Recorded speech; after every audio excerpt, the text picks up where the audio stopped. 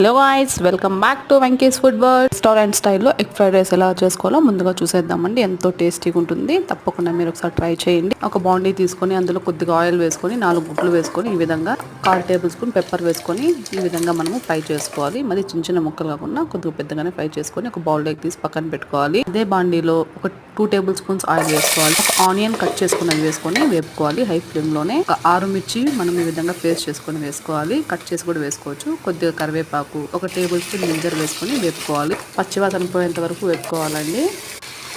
Carrot, capsicum ఈ విధంగా మనము తురిమి పెట్టుకున్నది వేసుకొని బాగా మనం వేపుకోవాలి. 1/2 టేబుల్ స్పూన్ పెప్పర్ పౌడర్ వేసుకొని బాగా మనము వేపుకోవాలి. ఇప్పుడు మనము ఎగ్ వేసుకోవాలండి. ఈ విధంగా ఎగ్ వేసుకొని బాగా కలుపుకోవాలి. టేస్ట్కి తగినంత ఉప్పు వేసుకోవాలండి, సాల్ట్.